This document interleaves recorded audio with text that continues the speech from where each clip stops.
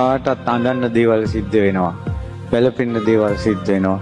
හැමදාම hina වෙවි ඉන්න බෑ.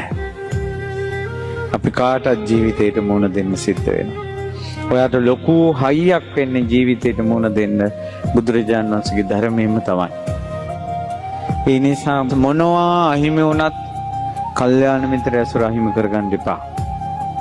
මොනවා අහිමි වුණත් මේ ධර්මයේ ඇසෙන අවස්ථාව මගහැර ගන්න එපා.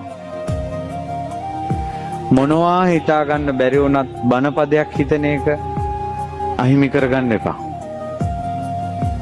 ඔයාලට ගෙවල් වල නොයි ප්‍රශ්න ඇති. ඔය හිතන්න පුළුවන් වගේ. ප්‍රශ්නේ පුළුවන් වලට පිඹින්න හුලන්නේ නැහැ. නිසා ඔයාගේ ප්‍රශ්නේ යාර ලොකු බරක් වෙලා. ඇත්තටම ඔයා ප්‍රශ්නේ පිටිපස්සේ යන්න එපා දැන්. ඔයා දැන් ධර්මයේ පිටිපස්සේ යන්න.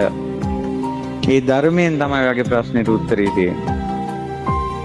ඒ නිසා පින්වතුනි ලෝක දහම් පරියාය නැවත හිතට ගන්න.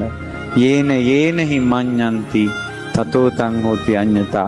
යම් යම් ආකාරයකට අපි ජීවිතය ගැන ප්ලෑන් කරන්න හිතන්නේ සිද්ධ වෙන්නේ වෙන විදිහකටමයි.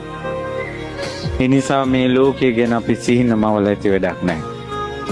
ජීවිතේට මෝන දෙන්න, අනිත්‍ය කියන ඇත්ත දකින්න අපිට තව ටික කාලයයි ජීවත් වෙන්න තියෙනවා.